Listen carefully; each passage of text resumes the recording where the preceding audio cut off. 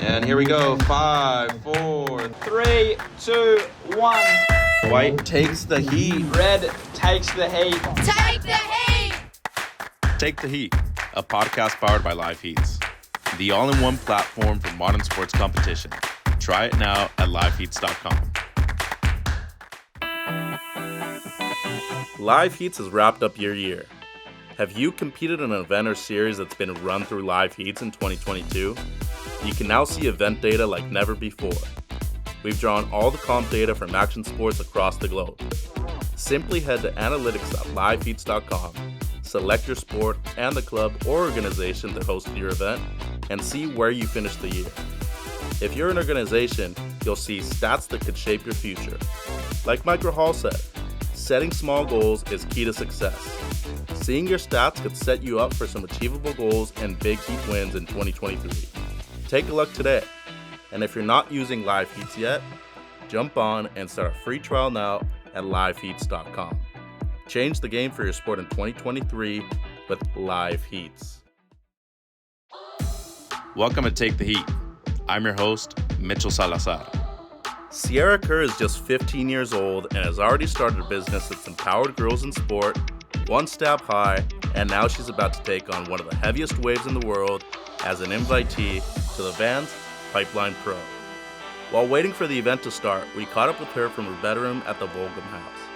There are so many things about Sierra that will not only impress, but also inspire you no matter who you are, what sport you play in, or where you are in the world. Ladies and gentlemen, Sierra Kerr. All right, welcome everybody to today's episode of Take the Heat. I'm your host, Mitchell Salazar, and today's guest is none other than 15-year-old Aussie-American phenom, Sierra Kerr. Sierra, welcome to the pod. Thank you. Stoked to have a chat. So you're at the Volcom House right now at Pipeline on Oahu. What's it like experiencing another North Shore season for yourself and your dad who's joining you too? Yeah, it's sick. We're just staying here at the Volcom House watching Pipe all day. It's insane. And yeah, getting excited for the Pipe Masters. That's where the waiting period started, but they called it off until I think the next call is tomorrow. So yeah, I'm super excited. Just been watching and surfing pretty much. A huge thing about this event that's coming up, the Vans Pipe Masters, is not only the fact that you're the youngest competitor in the draw, especially on the women's side, you have the inclusion of women competing against men too. What's it like being one of the few women out there competing at the Vans Pipe Masters? Yeah, it's cool. There's like the 20 women and then 40 girls, so it's cool that we get to surf pipe and have time out at pipe. It'll be really fun, I reckon. It'll be yeah, I'm super excited for it. It'll be good just to have time at pipe without 200 people out, I guess. When was the first season you started going to the North Shore? Well, I don't know when the first time I came here was, because I always came here for my dad's comps, but maybe it would have been probably before I turned one, I reckon. But the first time I actually came here, like to surf pipe and to get good waves, was probably when like 2 years ago, 13. Yeah. Well, your dad made the final in 2012, and back then you must have been 5 years old. So seeing your dad make the final in 2012 against Joel Parkinson when he won the world championship, Yeah. not only describe the feeling of what was it like seeing that right there, but now surfing pipeline yourself too. Yeah, it's cool because it's like actually one of the few comps I remember from when I was that young. I remember him in the final out there, so it's cool to like surf pipe and knowing my dad did it all those years and how much he loves it. Yeah, I'm super excited to try and feel that for myself, I guess. Do you have a preference on whether you like to go left at pipe or right at back door? Probably rather go backdoor. I love my forehand, so if there is a pipe wave, I'll go, but if there's a perfect peak, I'll definitely go right. What's it like experiencing pipeline, I guess, in a sense of not being a local, first of all, but also having to fight for waves when you know that this is a really crowded lineup, maybe the most crowded lineup in the world? Yeah, it's hard. Like I've been definitely getting a couple burns, getting dropped in on, and you end up. But I think it's good because when you actually do find that wave, it makes it a lot better. But you definitely sit out there for a couple hours thinking this is not working. You talked about pipe. You mentioned you love backdoor, you love barrel riding, but really the thing about you is that you're a second generation professional surfer, first of all. Your dad has really revolutionized aerial surfing. But I think the most important thing that we're seeing out of your generation right now is really the boost in progression in terms of women. You just won the Stab High event over at Lakey Peak. He pulled off one of the best airs that we've ever seen for women. Talk to me about competing and surfing, traveling with Bella Kenworthy, Molly Picklum, all these young ladies as you're pushing each other to a new level. Yeah, it's sick. I love all my friends that we go and do comps and we go free surf. Like I was just surfing with Katie maybe like an hour ago and it's yeah, it's so fun. We're always pushing each other and we're such good friends. It's you're always having fun and trying to one up each other. Yeah, it's such a good atmosphere, I guess, and always getting better and whenever you see someone else do something you want to do that and yeah, you're always making it fun and yeah, I love it. Sick. Is there a prime example of a moment where you feel inspired by either Katie, Molly, anybody else that you've kind of been like, okay, I need to up the ante a little bit myself? Um Yeah, there's been a bunch of times like we've gone on free surf trips and I'll be watching them surf and be like, wow, they're surfing so good right now. Like, all right, step up the game. Or like in the stab highs, you'll see someone do an air and you'll be like, all right, let's go and send me, let's try and do something better. Yeah, it definitely pumps you up when you see someone else do something you want to do better. And yeah, it excites you for sure. What about your dad? Is it the same with your dad too when you're surfing with him? Yeah, for sure. Cause I swear he doesn't even try, and then he'll end up making something that I'll be trying for like months on, and it just fires me up. Like, all right, I gotta make this. Like he's doing it first try. I want to get this right here, and yeah, it's fun because he's always doing something. And my whole thing is I've always wanted to be better than him, even from when I was like little. So that's the goal, pretty much. I'll be surfing, and he'll do a air rev and be like, all right, I gotta do a better air rev. I was saying after the stab high. I'm like, oh, it's been a while since you've done a proper full row. And he'll be like, yeah. And then he made one after that. I'm like, no. So yeah, it's pretty funny. I love it. No, that's great though. I love hearing these stories because I feel like it's usually those moments between father, daughter, father, son that you're like, okay, I got you, Pops. I'll get you on the next wave. But your father is one of those few cases where he not only invented two airs within the sport of surfing, he's also really redefined the way you traditionally surf a surfboard. Like he's only riding twin fins now and he's still surfing, if not just as good, even better, I would think. Yeah, for sure. It seems like he's getting better. Maybe I need to throw him back on the thrusters and I'll have a chance at being better than him. But yeah, it's sick because you'll see the lines he takes and then I'll get on a 20 or something and be super excited to try the stuff he does, especially like all the carving 3Os, the cutties and stuff. Yeah, it inspires you, and it's like a different way of surfing. So you're not just watching someone do the same thing over and over again. It's cool to watch. Yeah. And that kind of started with the one trip that you made to the Mentawais too a few years ago during COVID. I guess in a sense, it seemed like for a lot of people, it was the worst thing that could have happened. But for some people like yourself, I remember Kira Pinkerton also spent a lot of time in Indonesia too. What was it like not only experiencing that trip with your father, but also getting to surf heavier waves, a lot of barreling waves, something that you're not normally used to at such a young age too? Yeah, that was probably the first trip where I was surfing like really like at that point it's really proper waves and like I was with all most of my friends were there like Katie and Bella and Aaron were all there so it was cool we were all just pushing Trevor to get barreled and send it through airs and stuff. Yeah, it was really good and we spent a lot of time out there just getting good waves and pushing Trevor, I guess. Yeah, it was super fun. Well, you mentioned Aaron Brooks, and I did see you at the ISA World Juniors earlier this year, May, June. You had a good result. I mean, you were surfing your way up until the final. I think you lost out maybe 3 or 4 heats before the actual grand final, going into the repechage rounds afterwards. But Aaron ended up winning the event in your division. Yeah. That fire you up a little bit for events to come? Yeah, it was cool because I think I ended up actually losing in I think I got like fifth and you need to get like fourth or something to get into the final. So yeah, it was cool. And then I have paper flying everywhere from school. um, I watched Bella and Aaron get like top. I think they got top two, and yeah, it was sick to see my friends like surf that good and get good results. And Aaron ended up winning, and yeah, it definitely gets you excited to go and try and get better. And yeah, hopefully we have some good heats together, and it'll be fun to push each other in some heats. Yeah, I'm excited for it.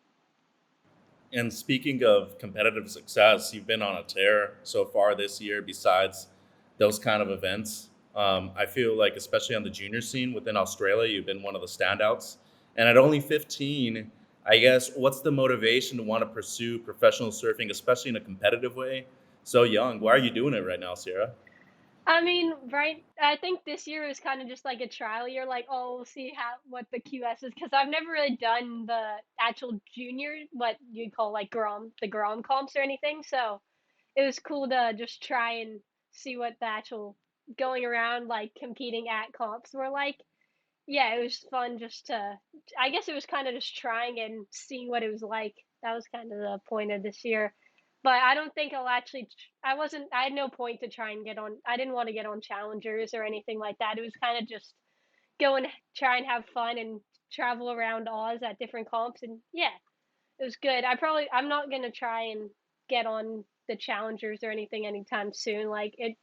I don't think that's something I need to do. I want to just kind of free surf and get my surfing better, and then once I feel like my surfing's good and I feel like I really love comps, like I'm still learning to love heats. I love winning, but love being in a heat, like I still haven't found a super big love for that yet. Once I find that, then I'll probably try and get on the bigger comps. But yeah, it was just kind of fun to see what it was like, I guess, this year. Well, it's been great so far. You qualified for the WSL World Junior Championships, which are going to actually be next month in January. But you mentioned that it's more of a trial year. I mean, why is it just a trial year? Did you not think that you were capable of doing it at such a young age? Because it seems to me like there's this too many young ladies that are doing it younger. You look at Katie; she's qualified for the CT twice, and she's only 16. Yeah, yeah, it's crazy to see what they've been doing. Yeah.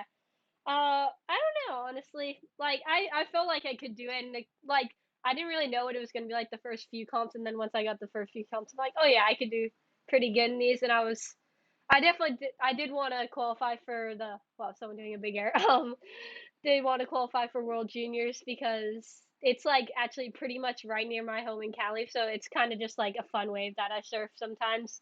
And yeah, I wanted to go with some of the Aussie team that I went with to ISAs. Like most of my friends that were at ISAs are going to be there, and one of them's actually staying at my house for the comp. So yeah, it'll be super fun and exciting. And yeah, it's cool to see like Katie in that qualifying. It's crazy because you don't really think that a 16-year-old would be qualifying, and but she's like probably one of the best to be qualifying right now. And yeah, it's super cool and motivating. But I don't know. I don't want to give up my whole. I want to finish school and have fun with my friends before I start traveling the world just thinking about results, I guess, for me. I can not only respect that a lot, but I think this is a very mature decision on your part, and especially, for Katie, she actually mentioned that she wanted to do that, and that's why she actually relinquished the spot last season. But for yourself, obviously, you have your parents helping you out as well. You have the decisions to make in terms of school and hanging out with your friends. That's why it's so hard to maybe sacrifice your childhood and your teen years to try to qualify that early.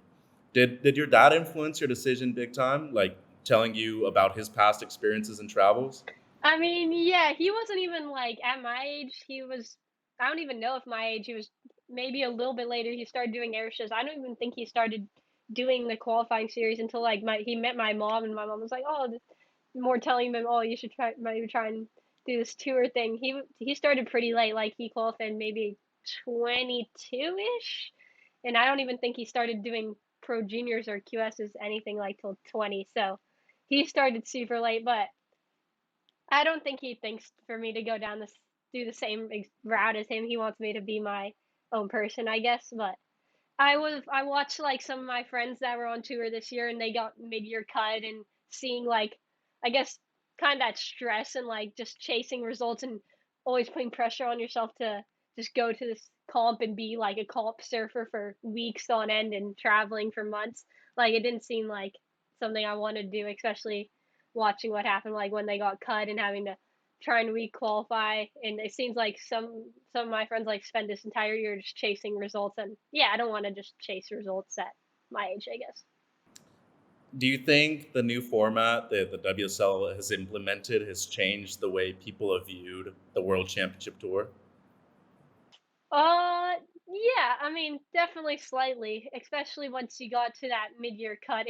It was different because I didn't even want to watch the comps as much because most of my friends that were on tour like they got cut, and it's like you're watching the same people every time. You're not seeing as many upsets or anything, but I think it is a good theory. I wish it didn't happen as early in the year. Like I could see it happening like 3 events or so, maybe a little bit less before the title, but yeah, definitely how early it happens is a bit of a bummer, but I do like the theory of cutting the people that don't have a chance or anything, but it is hard when when it's like you're trying to watch the comps and you're like I don't really have as many people to watch, or like it's not as entertaining, I guess. It definitely did change it a little bit.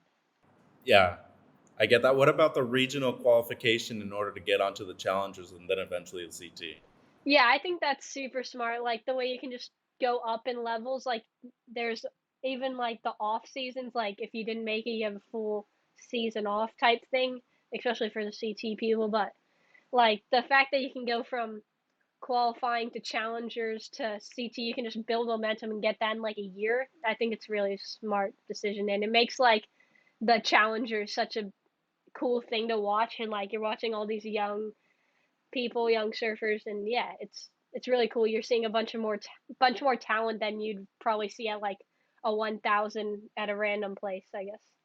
Well, you mentioned, qualification, doing all these things, but you also mentioned how important it is to actually finish school for you.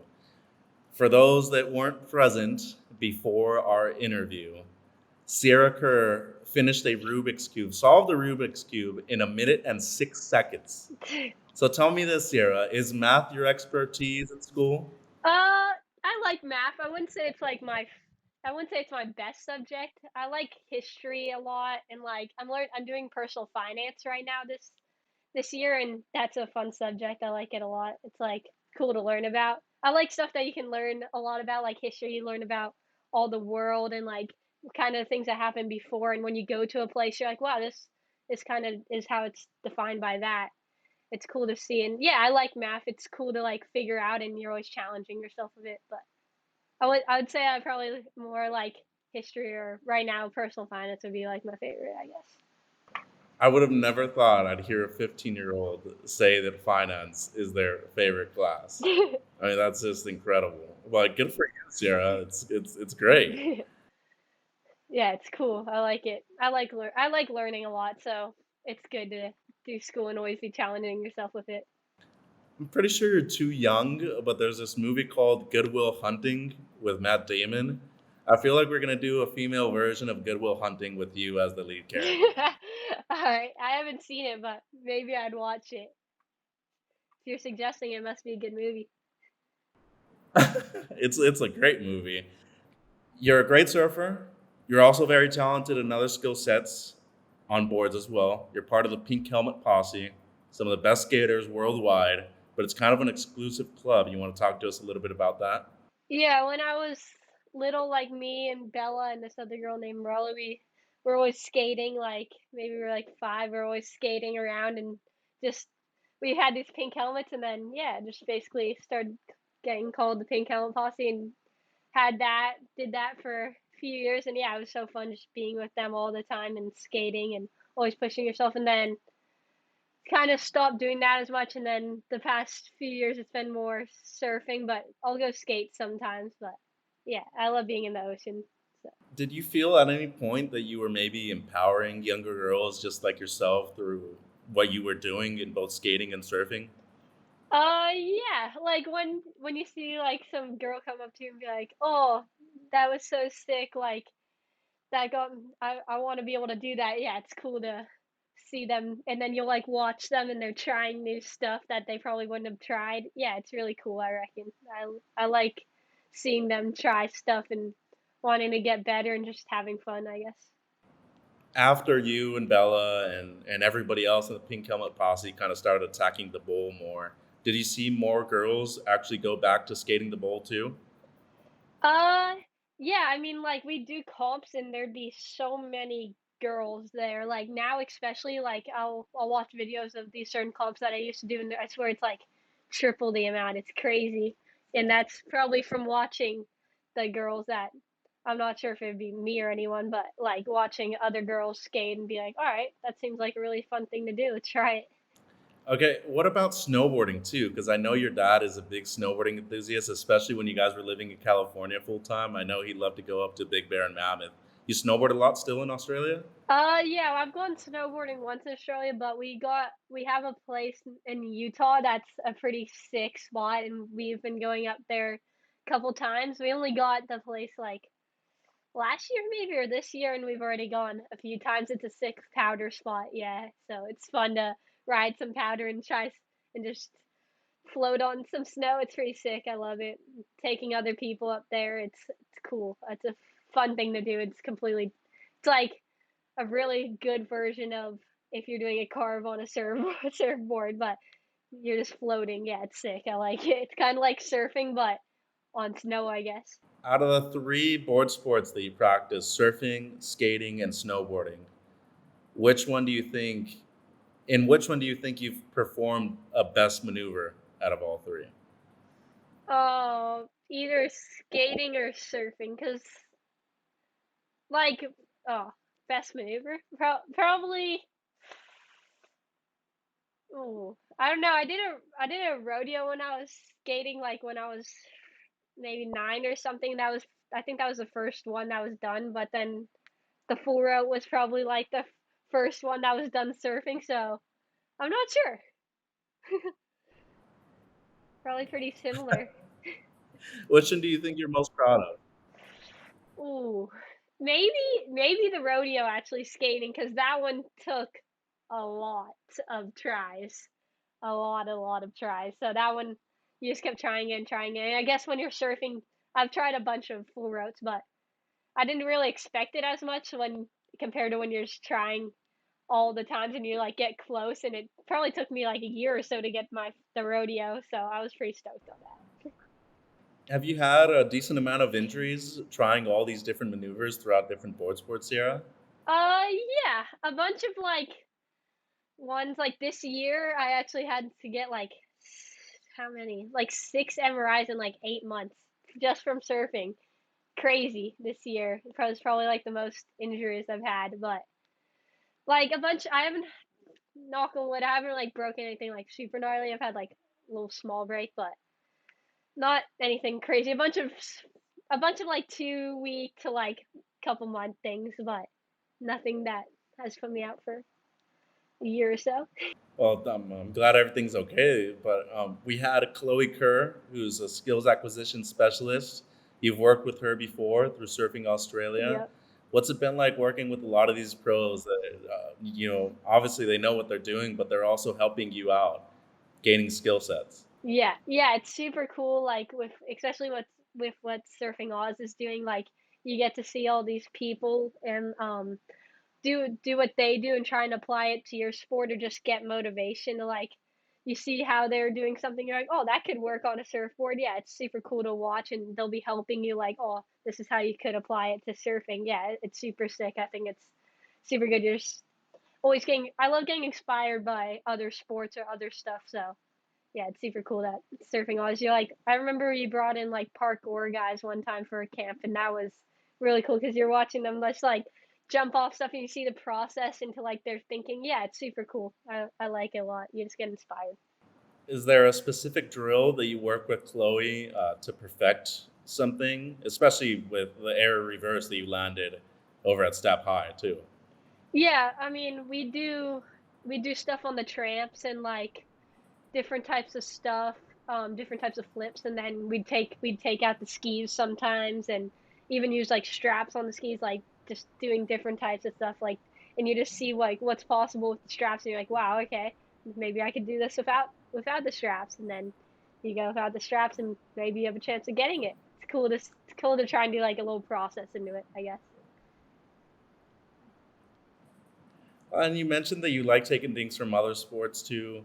Who are some of your favorite athletes that aren't surfers? I like football a lot actually, but and then I like watching snowboarding a lot. Like their spins and stuff are crazy. Skating, like watching golf a lot, like golfing, and yeah, those are probably some of the major ones. Moto, yeah, they're pretty sick to watch all those different sports and see what they're doing. Yeah, it's crazy to see them all pushing themselves like that. It makes you want to go push yourself on the surfboard, I guess. Are you a Chargers fan, Sierra? No, actually, I'm a Eagles fan, surprisingly, but no, I have no relation to them. What? Yeah, I well, my parents, my dad's.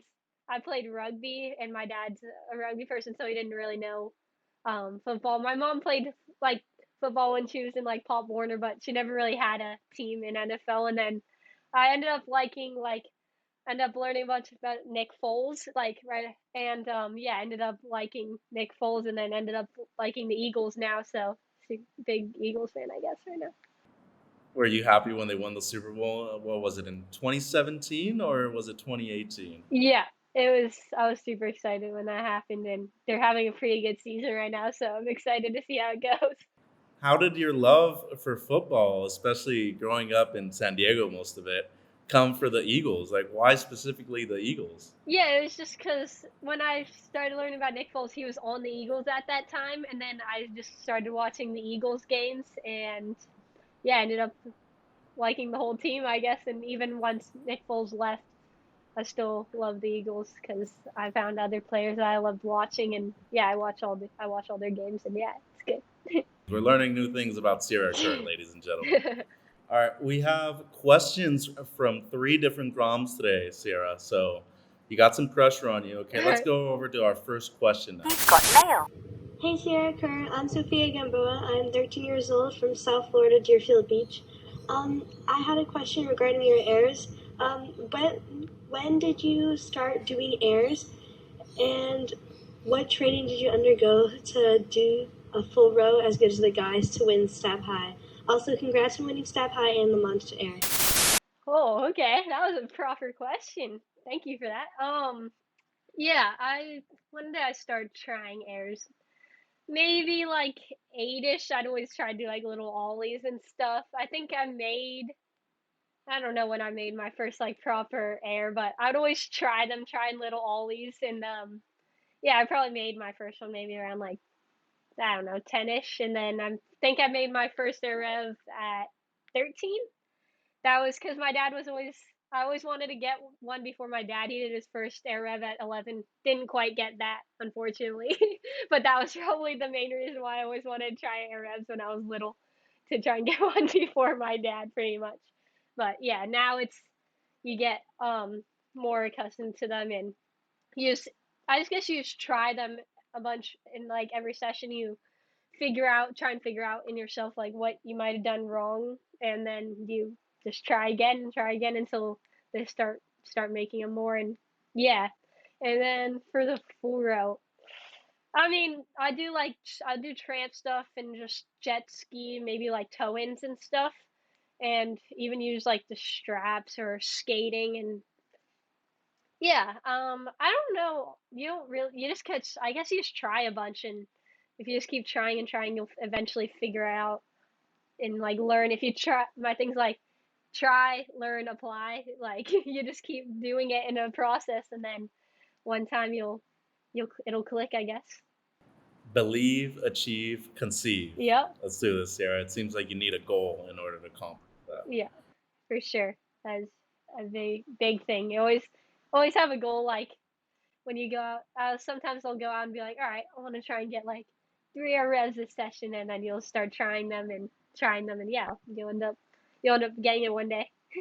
That's cool. Appreciate the advice. Sophia rips too, by the way. Yeah, sick. We've got mail. Hi, my name is Joy Martinez, and I'm 10. I'm from Virginia Beach, Virginia. I have 2 questions to ask you, Sierra Kerr. What made you want to start surfing, and how do you get so high on your airs? Your airs are great. Oh, that's a good question. When did I start surfing? Started surfing. Well, my dad would always put me like on the front of his board since I was like little, maybe like one. I don't even know. I'd be on the front of his board, but I caught my first wave. I think it was actually here at Turtle Bay when I was 5 by myself. I think that was my first wave that I caught by myself.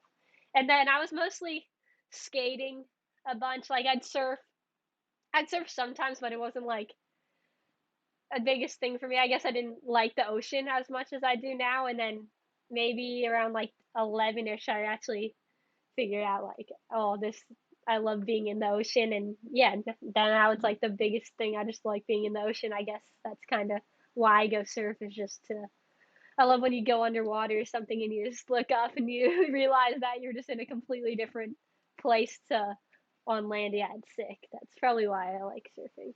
Oh, how do I get so high on airs? That's a great question. I guess just you learn how to pump better over time and how to hit the section better and how to compress more. I mean, it's just trial and error, I guess. Like when I first started trying airs, I probably couldn't even get my fins out of the water, but eventually just learn. And you if you can watch yourself, like, and my dad would always be like, all right, this is maybe something you could do better that might help, you could just try. And then I'd watch videos of myself, or you'd watch someone else and be like, all right, that kind of makes sense, like, and you just keep trying and eventually they get higher. I guess. You think you'll eventually get higher than your dad? I hope so. I think I got it. I think there's a good chance of it. I hope so, though. That's the goal. I think so too. Let's go to our last question. A little bit more of advice, Sarah. Hey Sierra, it's me Lohani here today. I've got 2 questions for you. My first one is, how did you learn to do an air reverse? My second question is, once you've finished studying, what do you want to be apart from being a pro surfer? How did I learn to do an air reverse? Oh, Leonie, I surf with her sometimes. She's such a sick frother. It's so fun surfing with her. How did I learn to do an air reverse? I guess I actually learned to do turn reverses. Like no one ever told me to do turn reverses. I just ended up learning to do turn reverses, like not even the ones that you normally see, like a blowtail reverse, like weird ones where you put your front arm in the water and then make a reverse. And I guess that just helped me like learn how to go backwards. And then eventually, once I got straight airs kind of good, then started doing them into reverses. And I guess like maybe those turn reverses helped me figure out what to do when I was backwards and how to turn around, because most of the time, like sometimes you'll land backwards a lot, and the hardest part most of the time is actually doing the last turnaround, which should be the easiest part. But I guess once you learn to do that, like no matter how you learn it, then eventually you should be able to get the air reverse, I guess. Apart from being a pro surfer, well, I like to do like maybe investing, like business stuff if I'm on tour. And yeah, to be a part of businesses and do investing. My dad's doing a bunch of that right now, and I think it's a really cool thing to do. But if I wasn't a pro surfer, it'd be a bit different. I'd either probably like to be like a lifeguard or maybe even like a marine biologist, something like that. Yeah, those would probably be the 2 things that if it wasn't surfing or another sport. Sierra Kerr, athlete, investor, aerialist, and maybe even a lifeguard eventually too. Yeah.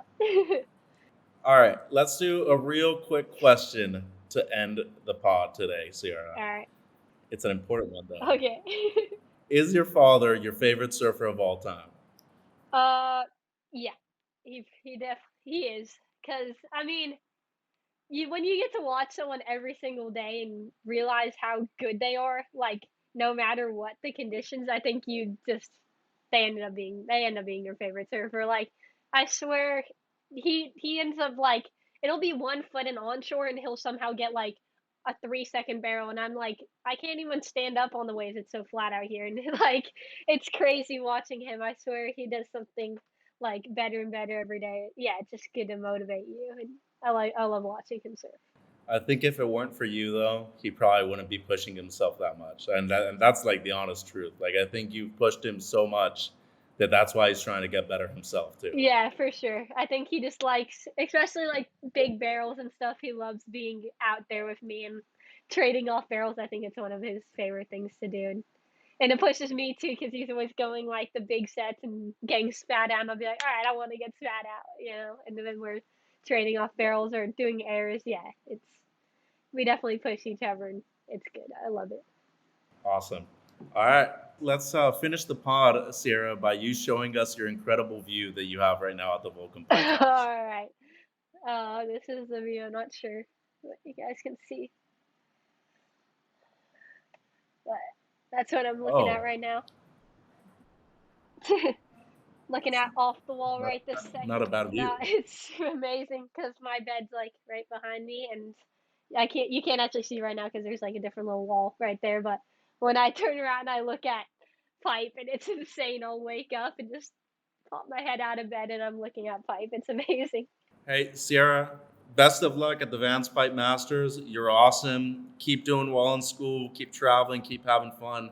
And enjoy your teen years because they go by very quickly. I also want to say, if it weren't for you, I don't think women's surfing would be where it's at right now. So on behalf of everybody here at Liveheats and Take the Heat, congratulations. Thank you so much. That was good fun. Yeah. All right, everybody. Sierra Kerr. Take the heat! This has been a Liveheats production. If you've tried and tested any of the tips from the series, let us know via Instagram. Make sure you subscribe and follow Liveheats, and we'll see you next time for Take the Heat. Take the Heat is a podcast powered by Liveheats, the all-in-one platform for modern sports competitions. Try it now at www.liveheats.com.